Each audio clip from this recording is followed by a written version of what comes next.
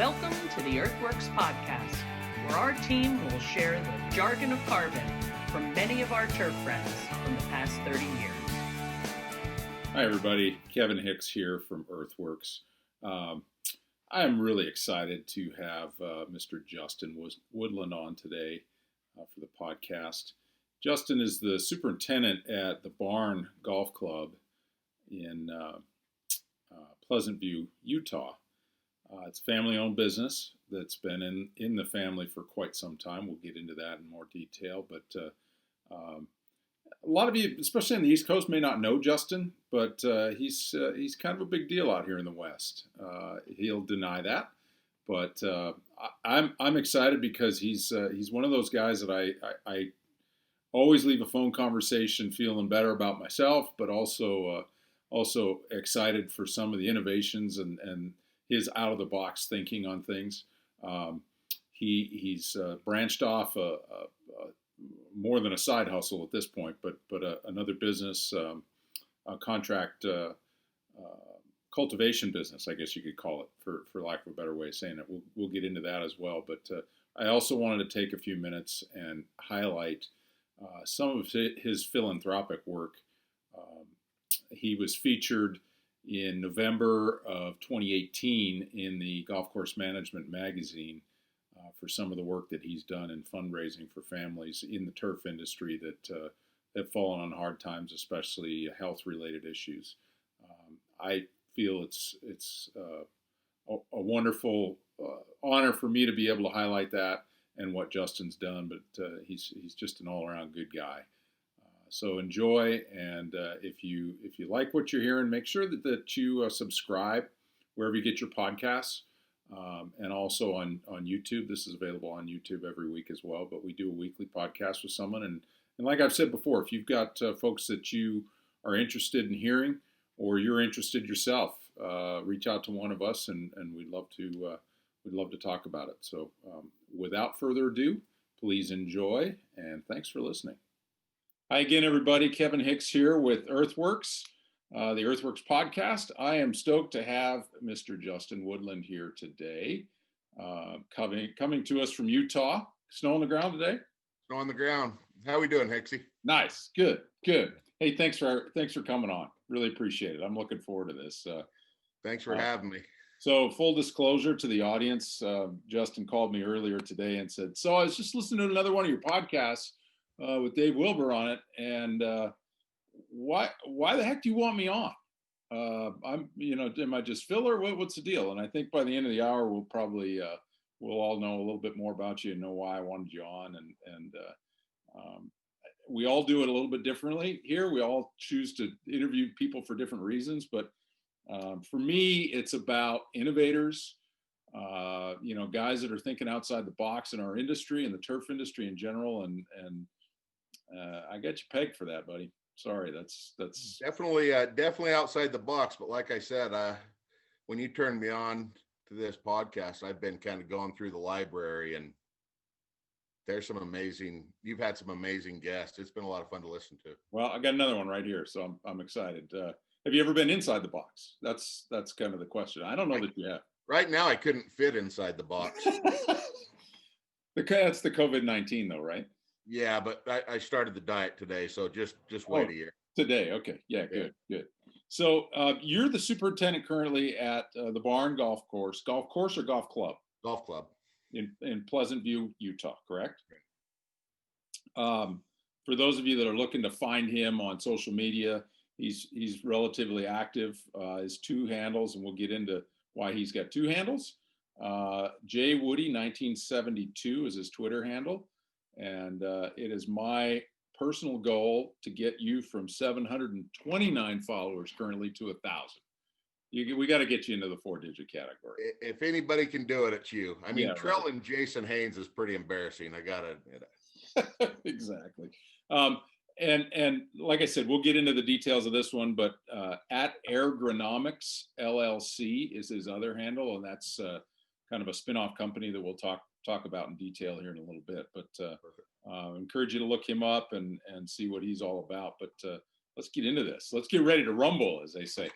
The Barn, family-owned business. since 1987. Seven. Okay. So you were still a child then, weren't you? I was a freshman in high school. So if you're Jay Woody at Jay Woody 1972, I'm guessing that I got you by 4 yeir's. Is that your birth year? Yeah. Okay. So had you been on the golf course since the day they bought it? I have. And it was your grandparents, correct? Grandparents bought it. They purchased it at the time. Our claim to fame was being the worst course in northern Utah. Congratulations. You still hold on to that title? Hopefully not even close. Good. I hope not, because you're in charge. We actually just got one of them reader review that we were the #1 course in northern Utah. So how long had the course been in existence before your family bought it? I think it was built in, I want to say it was the mid-'60s. Oh, really? Okay. Yeah. And how many owners? It literally was a dairy farm before that. And how many owners before your family? One owner designer. So you buck the system then, because the rule of thumb, isn't it, that the third owner of a golf course actually turns a profit? Well, or maybe you're not turning a profit yet. That is now my dad and uncle. So hopefully we're on the right track, because it got handed over kind of from the grandparents. Okay. Gotcha. So fingers crossed. So describe the golf course. I know it's a daily fee golf course. Daily fee. And I hate to undersell it, because when I do, I bring people, but like I said, I was just listening to a deal on Trinity Forest and Stream Song, so it's really hard to pump this up. That's all right. We're a brutal 6,100 yard par 71. Okay. Water comes into play on all but one hole on the front. Well, all but two holes. It's flat, a little bit of hill. Greens are its defense. We average 5,000 square feet on the greens, smaller greens, pen cross. But we get the college team. Weaver State plays a lot locally. Matter of fact, their coach lives here in a condo. He's neighbors with me. And the joke is they call it either the Barn National or Barnooski. So, I mean, they love it. I like it. The greens are nice. They roll well. The courses, you think you should shoot 0, and you don't. I mean, we've had some great rounds, but we've had the Pub Links qualifier here, and people think you're going to put a peg in the ground and shoot nothing on it, but it can grab you. Yeah.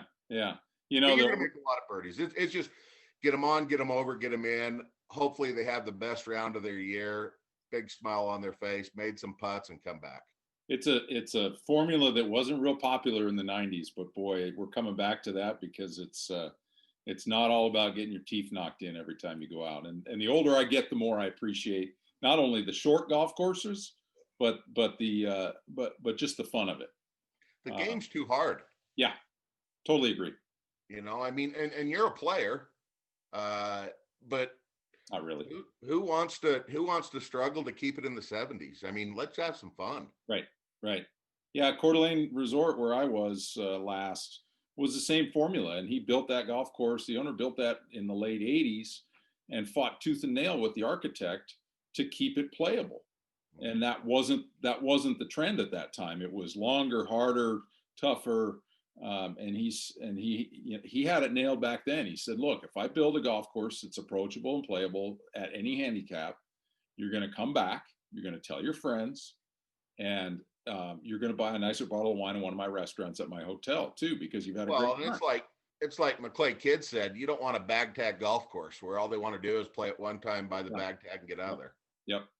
And our people, they'll actually come down we get a lot that come down from Canada and head south in the winter, and they'll make the stop here every year, going down, going back. We know their names. Yep.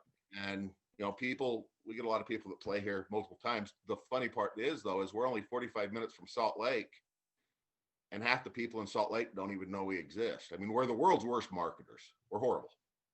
But that's probably okay. It's okay for our people. They love it. Yeah. But the ones that come up from Salt Lake, they think it's a little hidden gem. But like I said, it's not Stream Song or Trinity. So we should probably back up a little bit and talk for a second about, a lot of people listen to this on the East Coast, and some may not have been out our way. Uh, Denver isn't the only mile high city. So what's your elevation? We're 4,500. Okay. So We're you're close. actually a little bit lower. Yeah, we're close. Okay. I mean, the mountain right behind me's I think it's a 10. Yeah. Yeah. And But, and so you said you had snow on the ground. Precip. This is another thing people don't really realize is how you precip. 10? What's that? 10 inches a year? Oh, if lucky. And we get all that in March and April. So what about, they talk in the upper Midwest, like the Great Lakes, the lake effect snows and things like that. What influence, because the Great Salt Lake is just to the west of you. Sure. So what influence does that body of water exercise on your area of the country? It's a huge lake effect. I mean, that's why we're quote unquote the greatest snow on earth, is because of that lake. Right. Our snow is so light and fluffy. We don't get that real heavy snow here very often. Sure. And so it just kind of comes off the lake, bounces into the mountains, and just kind of circulates, and hence the term the greatest snow on earth. But a lot of it probably jumps over you and gets into the mountains, right? Most of it. Yeah. I mean, there's a lot of ski day, golf day, even mix in a water ski day here in this. There's people that do the trifecta. The trifecta is, that's a long day, but it's doable, right? Because Park City the closest to you, or No, I'm about 30 minutes from Snow Basin, and actually hosted the downhill at the 2002 Olympics. I can walk right out the door and look at the backside. Got it. Yeah. So because you're a little bit north of town, you said. I'm like I said, 45, 50 minutes north of Salt Lake. Okay. So if it's family owned, how many, you've been the superintendent since 12, right? Yeah. Ish. I guess if we're talking titles, yes. You got the saber was rested on your shoulder for a minute. Now you're the guy, right? Yeah. Now you're at the very bottom of the hill with your mouth wide open. Yeah. So how many family members, and do you get along with your golf pro? That's kind of a leading question. Well, the golf pro is my dad. Better. And he's actually he's moved over into he's let my brother step into that role a little bit more. My brother Corey, he actually he won the award for the junior program in the state of Utah. So he does an amazing job with the juniors, with the high school team. And so those two are in the shop, and I was my uncle's assistant for 20 plus years, he's been in it his whole life. Yeah. And I was his assistant, and then he says, I'm tired of it. It's time for you to take the reins. And he kind of went over more into the food and beverage side of things. Got it. Now we all work together. We all bounce things off of each other, but it's in a sense, the four of us. So facilities, full restaurant bar, that kind of stuff? Full snack bar, beer pub, we did a restaurant years ago, amazing Mexican food, but I was also running that. I thought the sports bar would be a lot of fun back in 2002 during the Olympics. And with a young family, that just, that novelty wore off in a hurry. F&B is hard. F&B is hard. So you got the four of you, you've got three daughters, any of them looking to take the reins at some point in time, or I won't let them work here. Say that again. I wouldn't let them work here. Will that ever change? Now, no. If they wanted to go work for somebody else and be in the industry, I would be happy with. They're not going to, but I would be really happy to have them go work for somebody else. Got a lot of great friends in the industry. That would be okay, but no, I couldn't do that to them. So is there a succession plan? Not right now. There's not a lot of family businesses that have been around since the 80s in any industry. That's a pretty cool thing. It'll be interesting to see what happens down the road. But it won't be my daughters. Okay. Your brother have kids that might be interested? He's got a son and a daughter, but I don't see that happening. My uncle's got he's got a couple kids also. Something might, I don't know. We'll see. But right now it's just, So I have three boys. None of them followed in my footsteps, and I kind of have the same sentiments. I'm somewhat thankful or glad. That's not a good place for us to be, is it? This should be an industry that we would want to pass on to our families. What what needs to change for that? I love everything about the industry, to be honest. And like I said, if they wanted to get in the industry, I think the problem was I feel looking back that I didn't have a choice per se. This is what you're going to do. And instead of if I'd have gone out and done my own deal and then come back, but I was so young, I started a family so young, I had to make a house payment so young. This is where I ended up. I want someone to come here because they want to come here, not because they feel like they have to come here. And maybe down the road, because they love every aspect of it. I mean, they grew up here. They love. I mean, they played here. My middle daughter had a scholarship at Weber State playing golf. Got her through school. She's into elementary education. My youngest is going to school. This is where their roots are. So you'll leave the door open, is what you're saying. If they come around, they better crawl underneath it. Love it. All right. Well, we'll see. I'll keep an eye on that to see how that. And if they were working for somebody else or it wasn't a family business, it might be different. Sure. But it is tough. I don't want to bring them into that. Yeah, I grew up in a family business, and it can be the greatest thing in the world, or it can be a really tough thing, depending on how the chemistry works. And it wasn't something I wanted to get into. It was painting wallpaper, but being the only boy in my generation, it was kind of the assumed thing. Thankfully, it didn't work out because it didn't last very long with big box stores and things like that coming online. They got devoured about the time your family bought the golf course. So it was. I guess it wasn't any vision on my part. So you mentioned your girls have all gone to school for different things. It says on your bio on Facebook that you're an MIT grad. Yeah. That's pretty impressive. Is it? I watched Good Will Hunting once and it seemed like the place to go. So MIT is not the MIT I'm thinking of, is it looks really good on a bio. I had a guy work for me years ago that said that he did his undergrad work at What's the Matter You, and then he finally finished out his master's work at Screw You, and then he quit me. So I got to give him credit. That was an original. So that is great. But no formal schooling.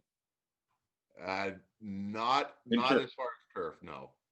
And you and I have talked about other avenues, and I know that you're very involved with continuing ed and things like that. And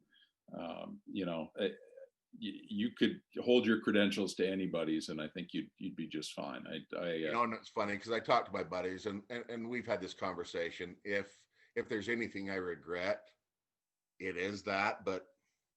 And we can always have excuses, but it was hard having a kid at 19 and making house payment to put yourself through school. Also, people do it. I respect that more than anything. But the friends that I talked to, no, they were making comments, my friends, basically saying that you're studying now because you want to learn and you have a passion. We were studying because we wanted to pass a test. I think I was one of those guys that said that. Yeah. And there's nothing that replaces on-the-job training, in my opinion. And I think that's something that's changed in our industry is now we look for assistants instead of when I was hiring assistants in the 90s and 2000s, that you had to have this credential and this qualification from this school or, whatever it might be. But, aptitude became a whole lot more important, and work ethic and things like that you can't learn in any university setting. So, I didn't mean to pick on you about that, but I just, hey, I thought it was great when I read that, and I thought, okay, I got to ask him about that. So how many rounds at the golf course? In Utah, we base off of 9-hole rounds, and think we are around 73,000 this year. Good golly, really? I didn't know that. So you have a reliable 10-month season or longer? Play it whenever. No, you're pretty lucky to get 10. You're going to be shut down for a couple. Now you might play around every month, but I would say it's closer to a 9-10 month of solid golf. So you don't have a closure date. It's just weather dependent. No, there's no hard close, hard open. Yeah. Okay. But you didn't play this this January, December, those areas. I mean, they were playing early in the month, but then who knows what'll come late. And our springs are usually really wet. That's when we get all our water. Sure. And our fingers are crossed. Everybody's the same way. If we lose a spring, which we have, out of the last 5 years, I think we've lost 4 springs. You don't make them up here. Yeah. Because everybody's antsy. They want to get outside. And it's the same up here.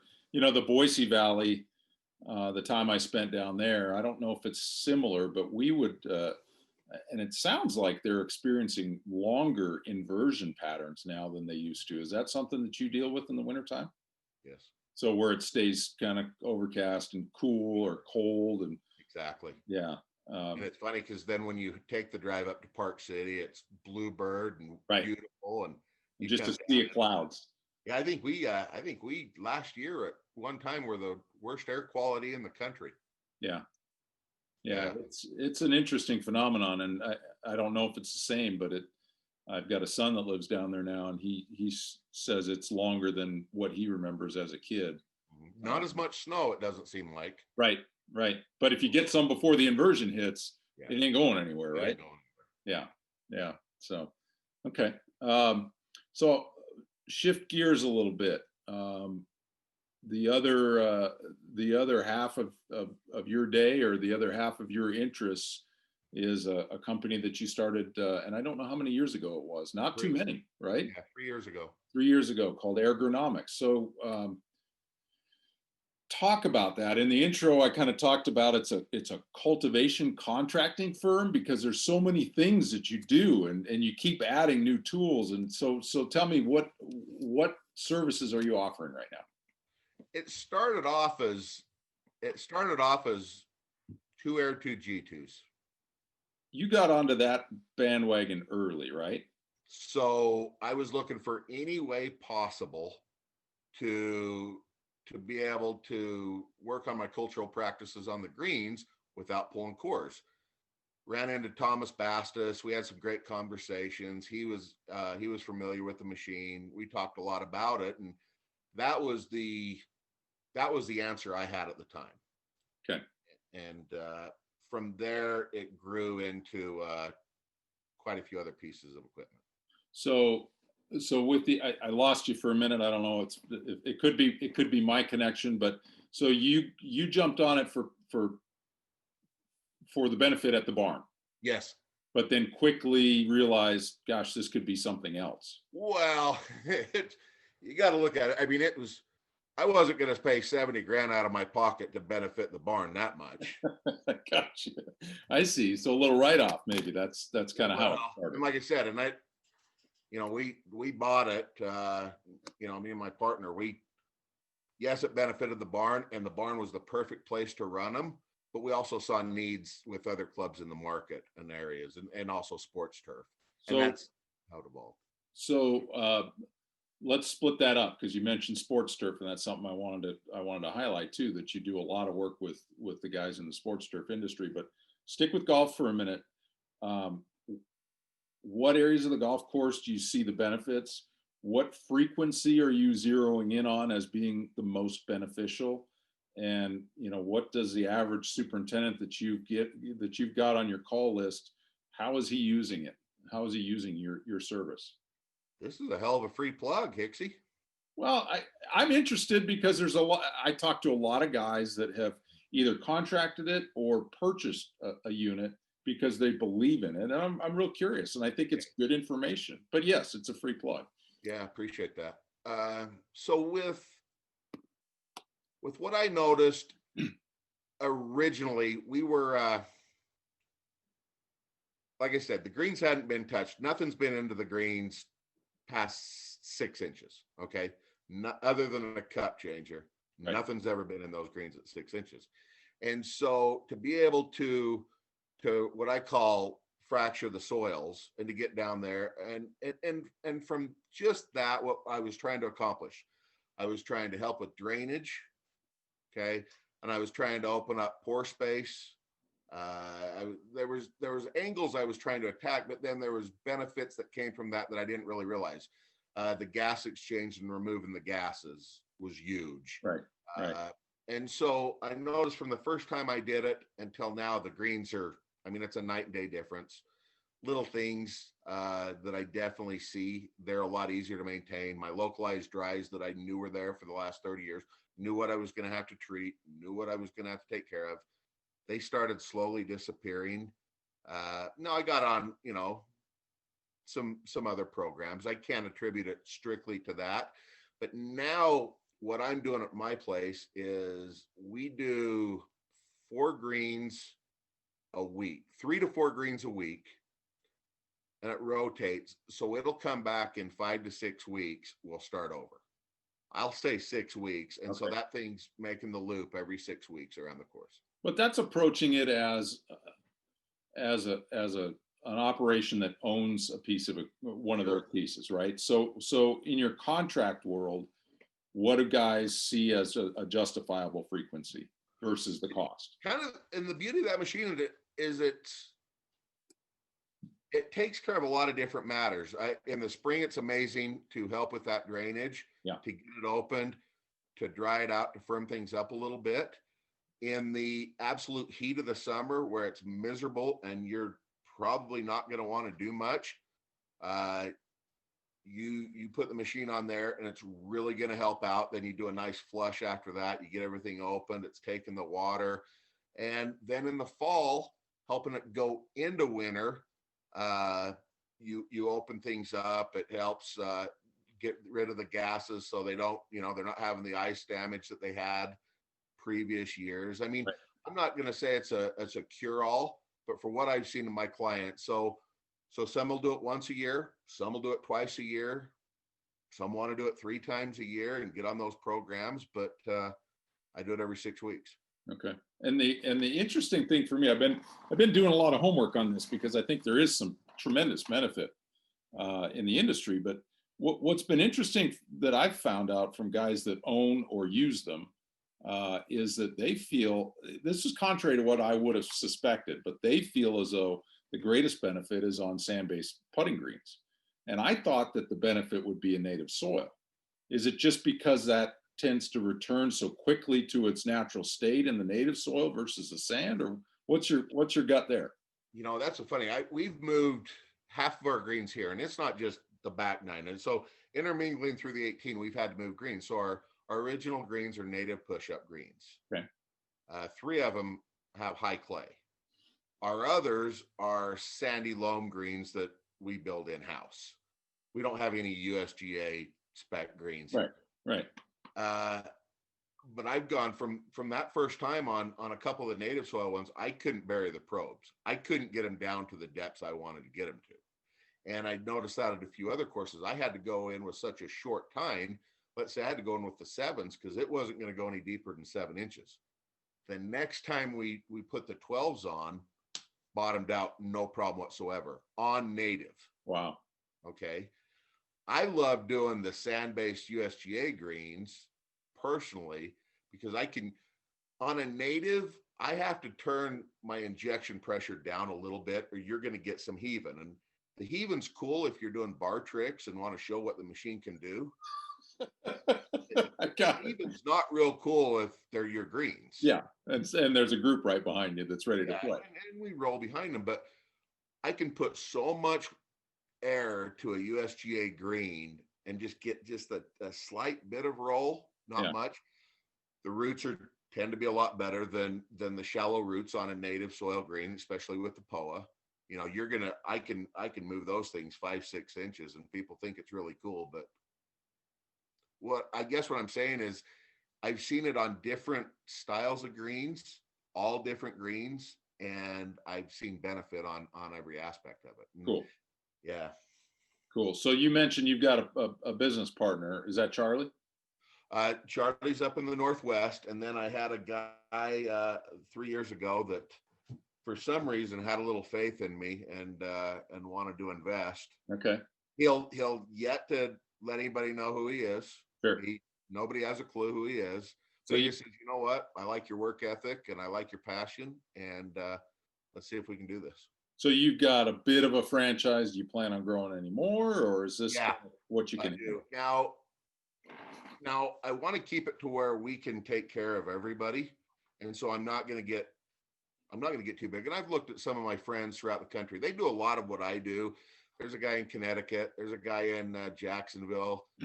There's some buddies of mine in Texas that are on a huge scale.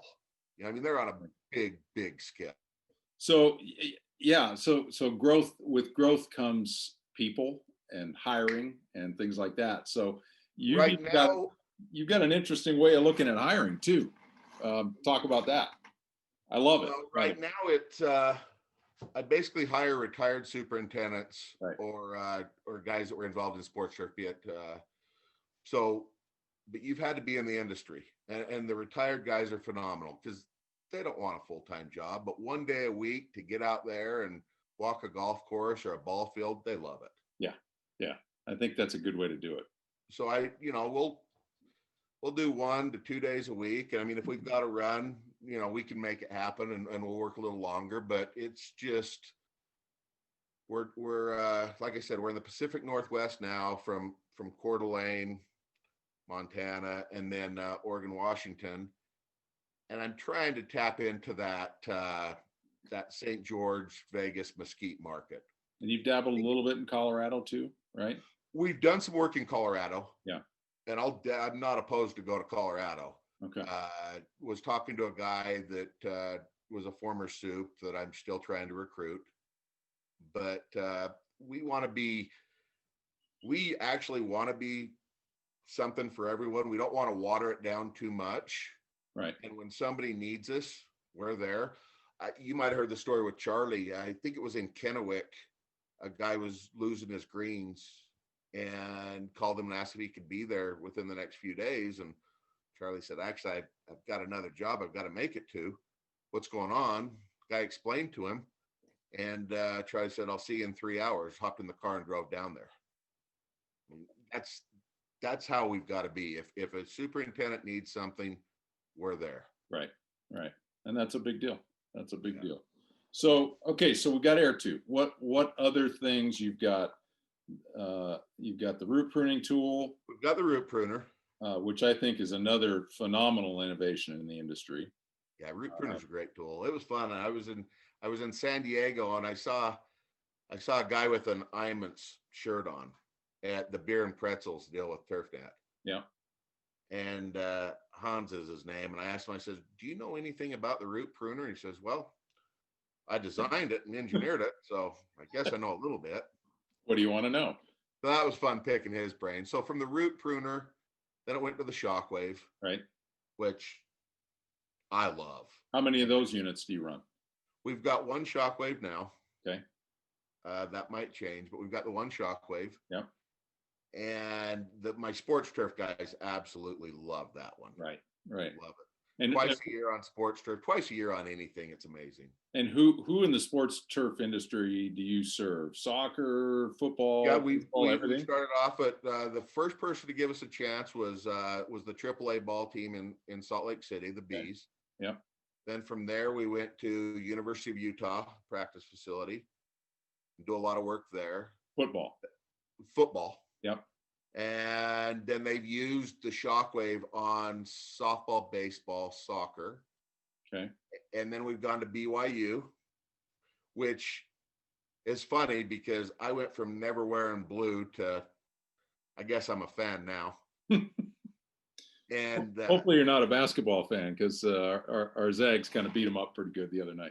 No, I'm not we won't go there because that might get me in trouble. But yeah, fair enough. But so it went from BYU, Utah Valley, and RSL's a fun one. I've done some work at Utah State, but RSL, their turf manager Dan Farnes and became a great friend of mine, and Brett Call, and it's fun just picking up the phone, talking turf and geeking out and going over different things. And he's not afraid to try. He was actually the first one to really get aggressive around here with the phrase mower, which is the other one that we purchased. Yeah, I want to spend a little time on that. I think that's really an interesting deal too. And so one of the questions I had on phrase mowing is, and it seems to be the question everybody asks, is disposal.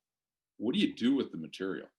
You know, right now I'm making them figure it out, and because it's a lot. What's that? It's a lot. It's a lot. The people I usually deal with are municipalities. Like if we're going to do infilled lips or something. Yep.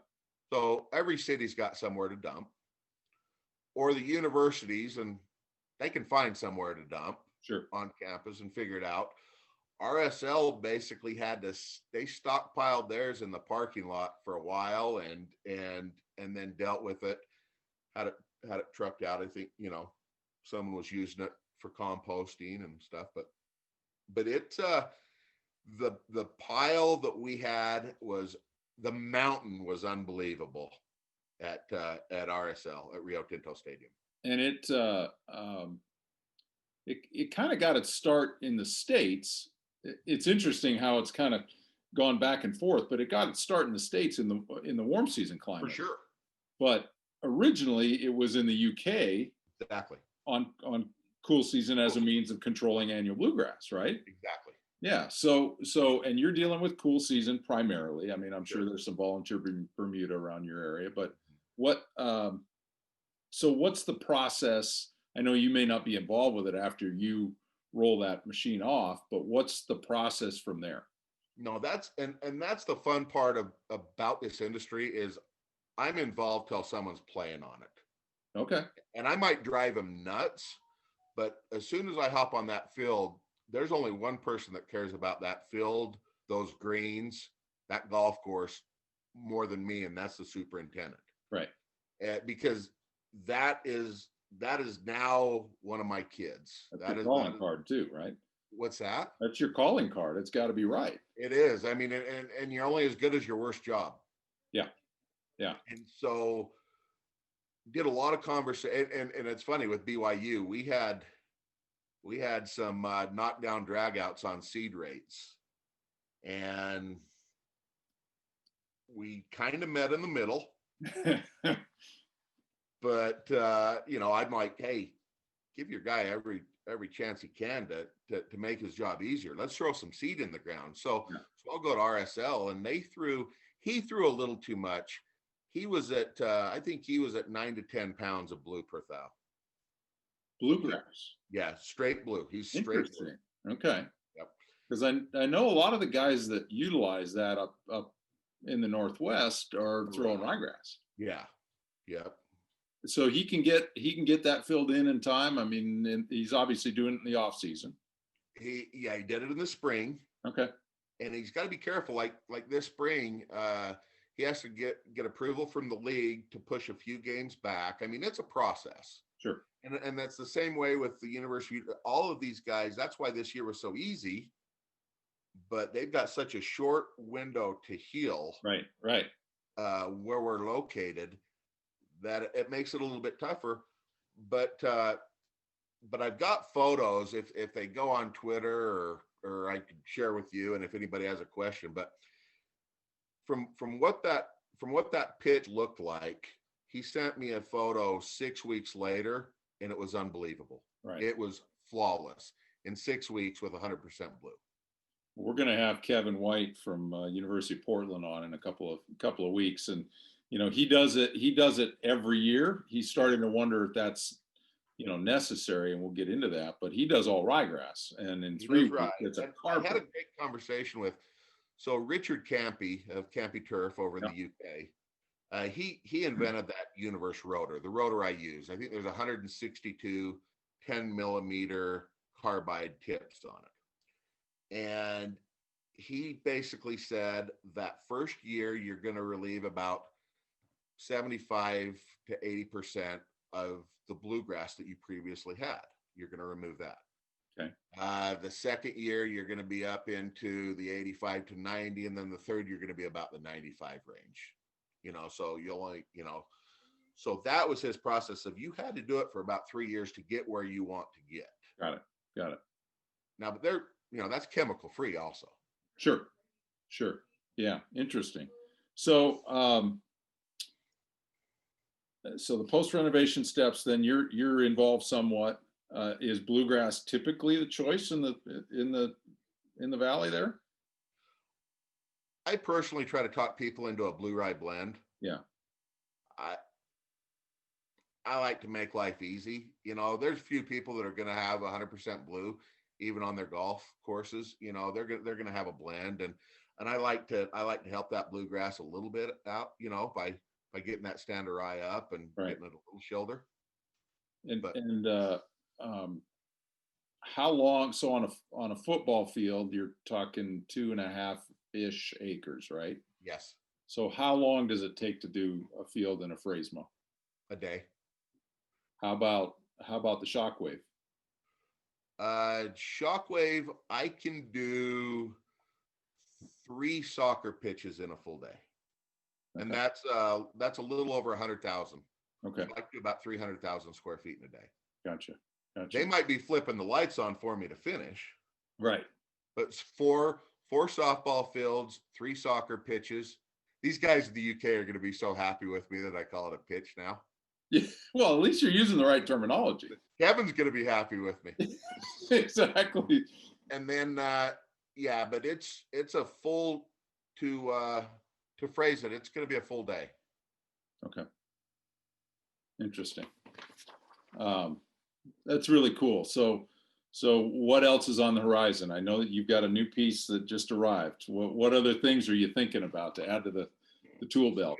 We got a new piece that's it's the ABI Force. So it's mostly used for infield grooming. And it's got a laser level also. Right.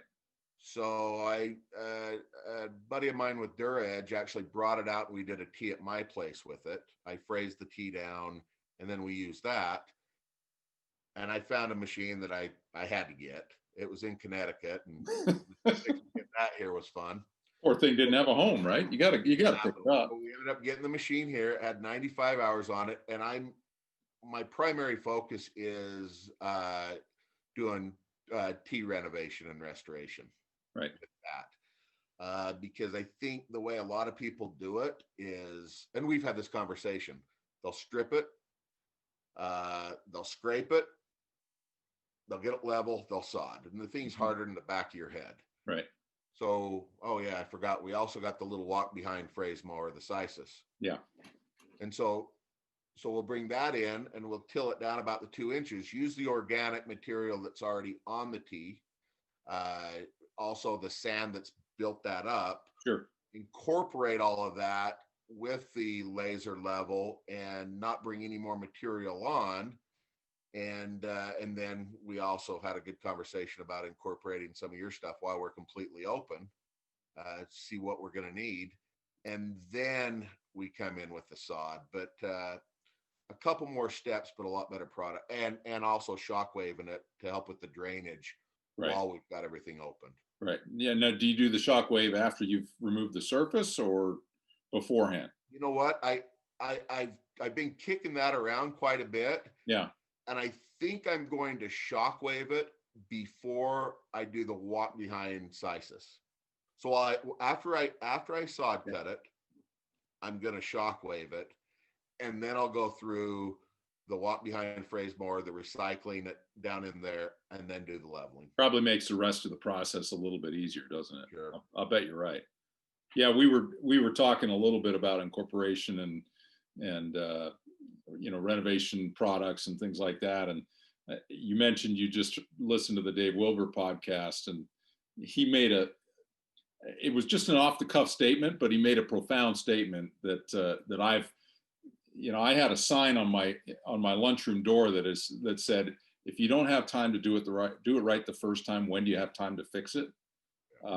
But his comment was, you can do in a month's time what it takes you 5 years to do, above ground if you take that extra step and do the amendments that you need based on soil testing and stuff like that. And so, well, and realistically, between us girls, how many people are going to come in and do that? Okay, so we're going to soil test. We're going to do your worst tee. We're going to do your best tee, depending on what you want to accomplish, and at least be able to, that'll be on my dime, but at least be able to present that to the soup, because, like I said, when I leave there, that's right. still my tee 5 years from now.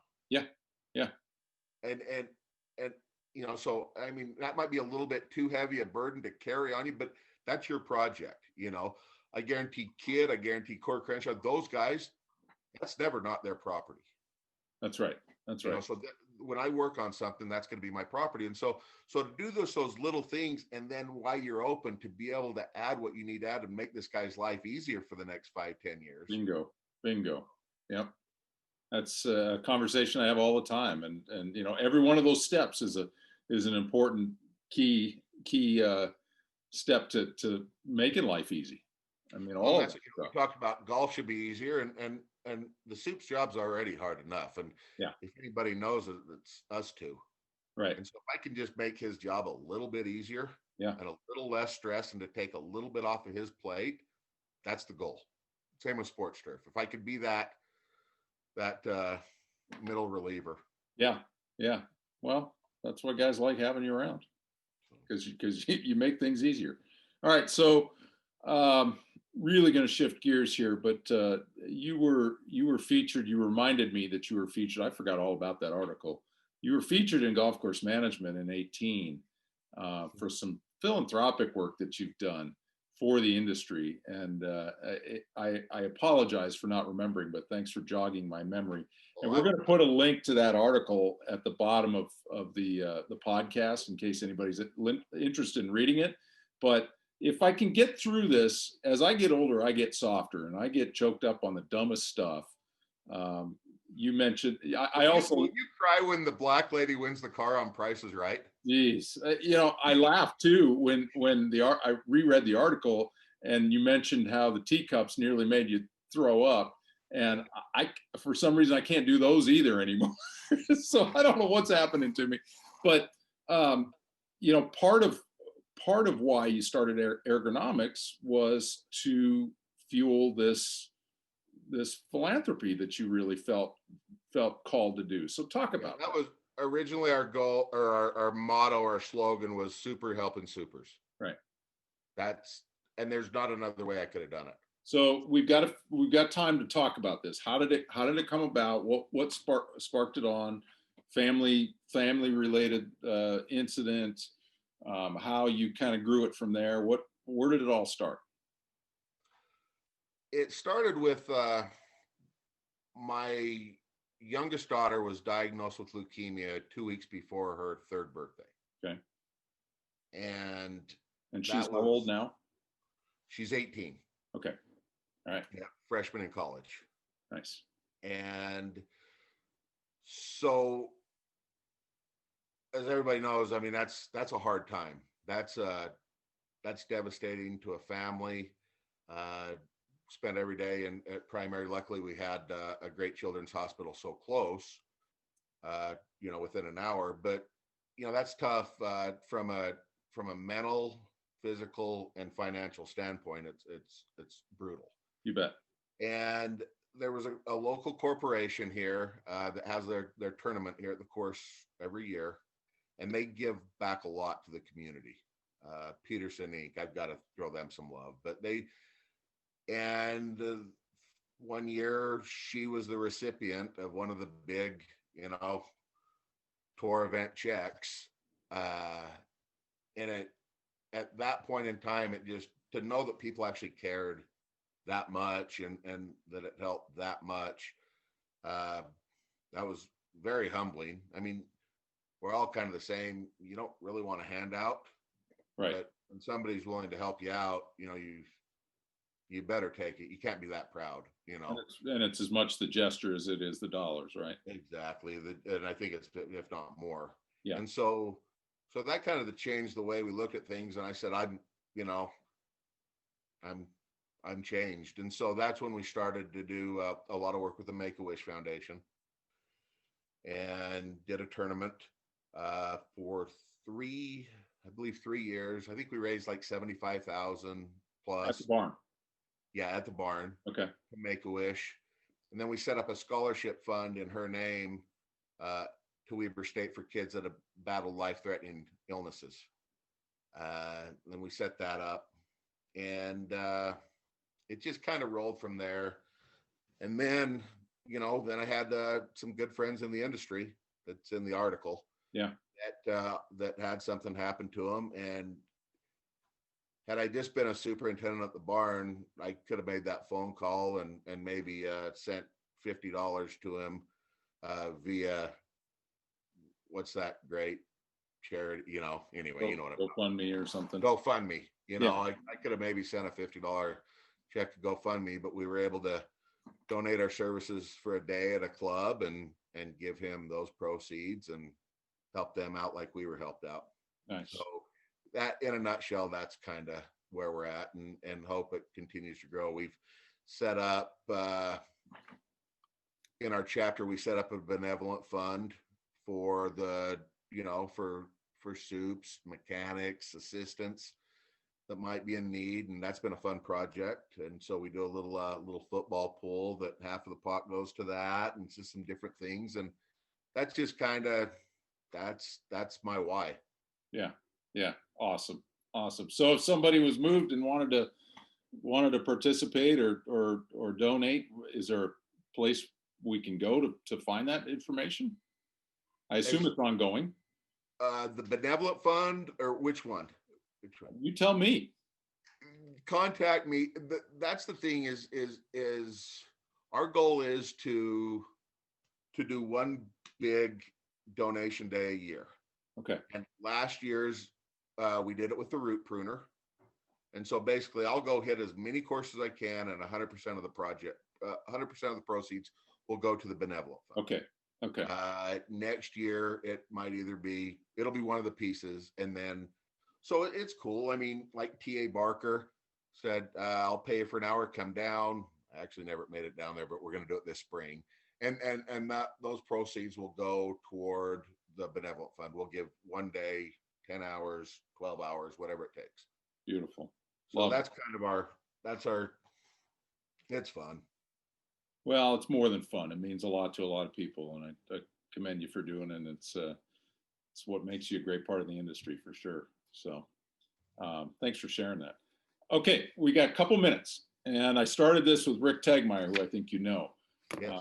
I didn't till I listened to that. Yeah, Rick's a great guy, and he's awesome. Yeah, I have got to meet him. He is awesome. Yeah, well, if you've been to Beer and Pretzels, I can't believe you haven't met him, because he's at Beer and Pretzels, I met a lot of people I don't remember. Fair enough. I might have been one of them at one point. Yeah. Okay, so here's your lightning round question, and you can't think about this. This has just got to be right off the top. Favorite architect? I'm a kid guy right now. Okay. I'm a David McClay kid. I'm going with that. All right, so this is going to put you in a bind then. Okay. Because I know you've traveled to Biga and you've done some stuff across the pond, as it were. American or British golf?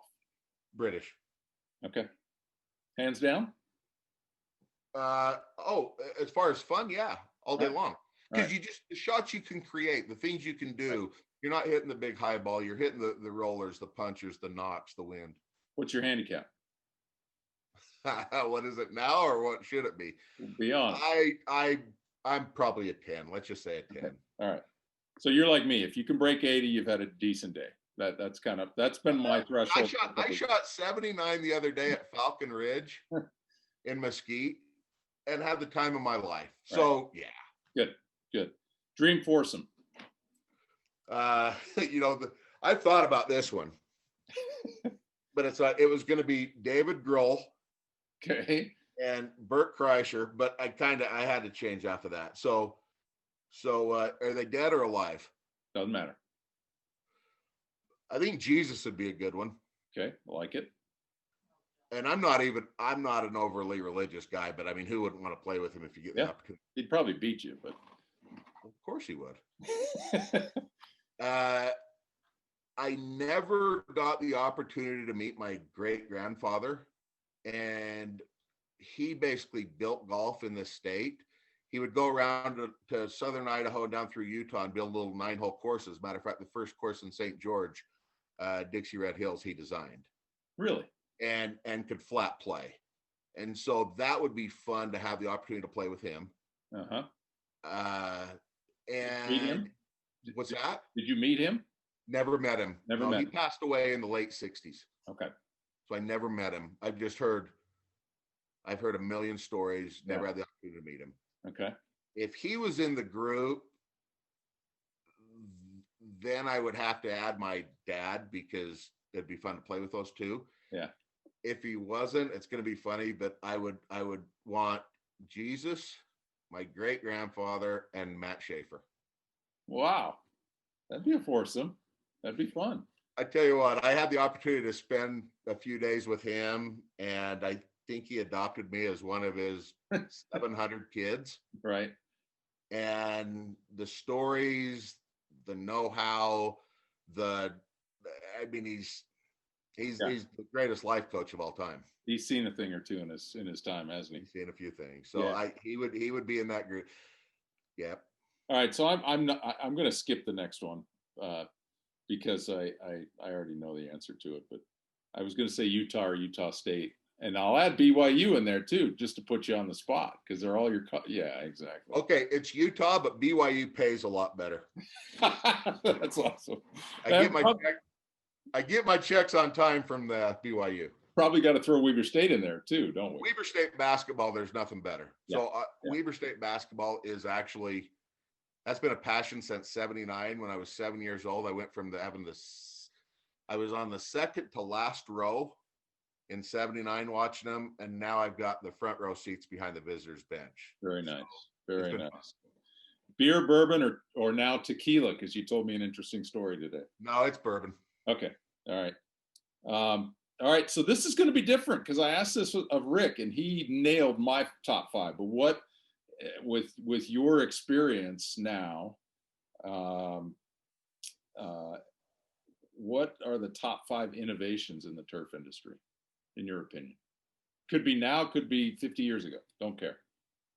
The Air 2G2, the Shockwave, the Root Pruner, the size. Yeah, I kind of teed it up for you there, didn't I? Yeah, no. I mean, I think technology has done a lot for the industry. Yeah. Matter of fact, we're in the process of getting ready to put in a new old system.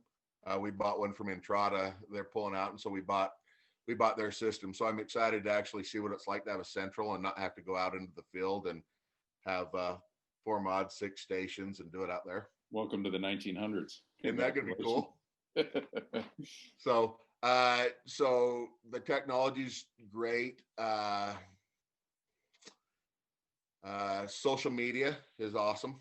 Yeah. I learn a lot off of social media, right. and the resources. As you know, with me, I'm not afraid to call and ask you. Right. I don't know how many times before you even really got to know me that I was that guy that would call and ask you, we're thinking of regrass at number 15. Give me your thoughts. Right. Right. And so I think if you put the ego aside and realize there's people with a lot more, know-how, knowledge, that have already done it, why try to reinvent the wheel? Yeah. And I, that's one of the things I love about your approach to things is that, there's a world of resources out there, and the fact that you're not afraid to reach out and make yourself vulnerable and put yourself out there and say, hey, I don't know how to do this, but that speaks volumes. And I think that's something that Rick and I talked a little bit about as far as what advice would you give to the next generation of aspiring superintendents. And I would hope you would say, don't be afraid to ask. You don't know everything, right? I mean, that's and even if I have a pretty good idea, not that I don't know it, we've had that conversations. I've had 5, and I'll name drop. It was you, it was Wilbur, it was Bastis, and it was Kevin White. So 4 of you. Oh, and Ross O'Fee, right. 5. And we had 5 different answers. Right. It doesn't mean that any of them were wrong. Yeah. But they were not all identical answers. So that's, you can kind of take what you learn from those things and create your own. And so that's what I love about the Yeah. industry, what we Yeah. do. There's a lot of ways to skin that cat. Yeah. No question. So I'm ducking your question. So technology, social media is a huge one. 5 things that have changed. I think education's amazing right now. Yep. And the ability to get education, to hop on the GCSA site, to go to TurfNet. I mean, there's a lot of education out there that probably wasn't there 15, 20 years ago. Right. I think I'm a little stumped on the other two.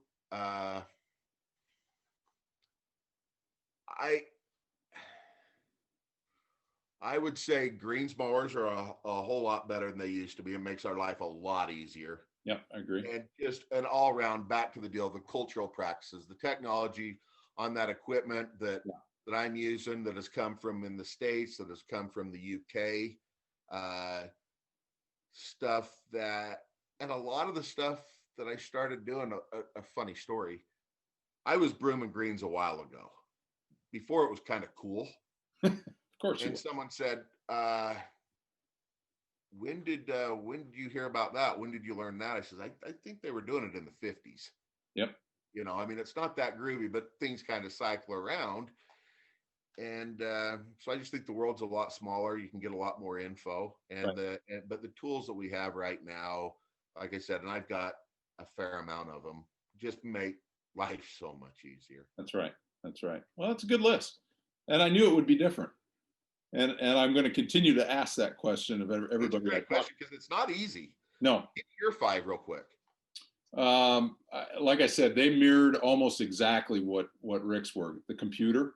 I mean, as dumb as that sounds, you know, my time at Penn State, there was one guy in 2 classes that had a desktop computer, and we all wrote our final report on his computer, and that was less than 30 years ago.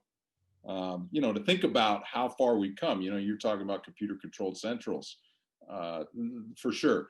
The aerator, especially the Procore, what a phenomenal machine. And obviously the next generation is all the stuff you're dealing with now, which, you know, they're specific to a job, but man, oh man, can they make things a lot better.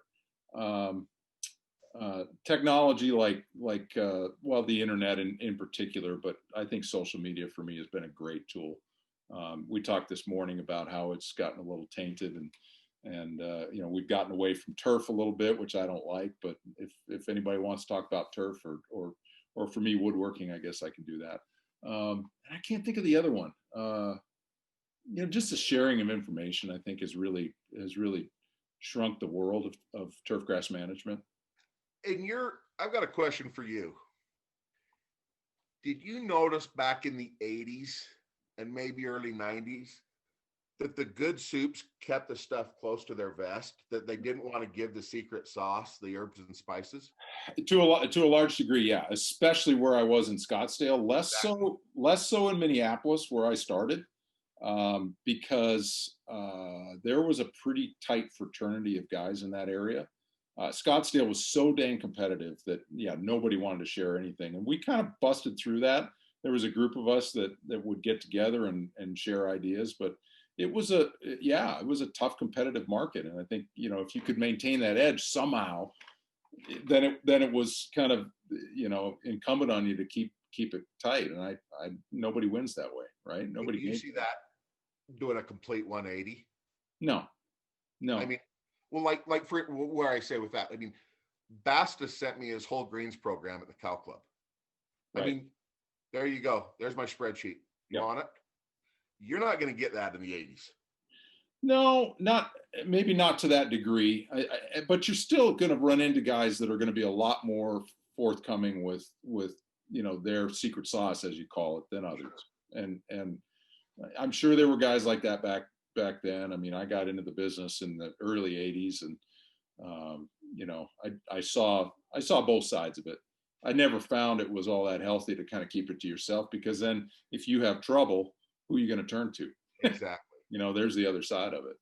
And that's what I've noticed. A lot of these guys here in this area, some that I become amazing friends with. Well, Pat Christopher. Yep. Pretty well. It's my casa su casa. Any questions, call me. Let's chat. Right. And that's the one thing I love about the industry. And the cool thing about a guy like Pat is he could, at the place he's at, the company he works for, he could easily tell Justin Woodland, go pound sand, dude. You're at a public golf course. I don't want to talk to you. He's the last one that would ever do that. Right. All day long. They all could. Yeah. But it's just, I think people enjoy sharing info and teaching and helping and working with people a little bit more now. Well, and you kind of hit on it early in the conversation. The other key to that is asking, right? Mm-hmm. And a lot of guys are afraid to ask because that shows their vulnerability and the fact that maybe they don't have all the answers. And, that's the other side of this conversation that I think could be the take home is none of us know everything. And like you said, you called 5 guys, got 5 opinions, but you distilled it into something that worked for you, right? Yes. So that's good. Well, you told me this morning that you didn't have any idea how we'd burn up an hour, but we've burned up an hour and 6 minutes now. I told you it wouldn't take long. Told you it wouldn't be that difficult. Anything else you want to add for the good of the cause? I do. I want to think. Normally, I'm on your side of things, right? When I do my little superintendent spotlights and stuff like that. But I want to thank you and what you've done from the industry. Especially out west, your little video that went viral, I think, opened a lot of eyes and changed a lot of lives.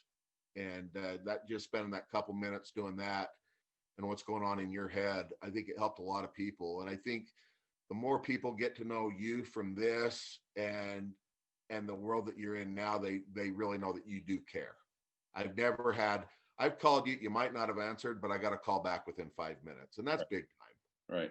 Well, can I give you a call? So it's guys like you that make our jobs. When I say it's the super helping super mentality, I think you take it to another level. And on behalf of the soups, how much stuff have I bought from you realistically? Not a whole lot yet. I think $350 worth the other day. You know what I'm saying? Thank you for your business. You're welcome. So I'm definitely not. I'm not that big fish. I'm not that $50,000, budget, but you don't care. No. And that's what's beautiful about it. So thank you. And one thing I've learned, being on both sides of the desk is that it's 100% about relationships. And when you need something, you can call me and you'll be taken care of just like anybody else. It's the relationships that make this industry go, and it's relationships that for me now sell product, and that's all there is to it. It's really a pretty simple formula, but thank you. I appreciate that. And you bet. Thanks, Sexy. And I appreciate you coming on today. I think this will introduce Justin Woodland to a little bit more of the world, and feel free to reach out to him. He's always around. And if you're in the West, he's got some great tools that might be able to help you. If they just want to chat, like I said, I love meeting, chatting. If I'm ever back when things get normal and we're at the show, let's just talk. Yeah. And that was my favorite thing about the UK. That was it. Is just meeting people. And I was a lot more interested in meeting the guys over Wembley Stadium and Liverpool and Man U, because that's a different world that I have not lived. Yeah. But just to be able to sit there and have a pint and chat with people, that's what I hope happens here. Somebody walks up and says, "Hey, I saw you on Hicksey's podcast. Let's chat. Let's have a beer and chat." That's perfect. That's perfect. Well, let's have a beer and chat sometime. Next time I'm down, I'll look you up. All right. Promise. Yeah, absolutely. Sooner than later. Sooner than later. All right, Justin. Thanks. I appreciate it. Stick around for a minute, but thanks to everybody out there for tuning in. And like I said earlier, if you're interested in hearing more or getting our updates, make sure you hit the subscribe button so that you'll get your notifications when they drop. Thanks for joining us, and have a great week.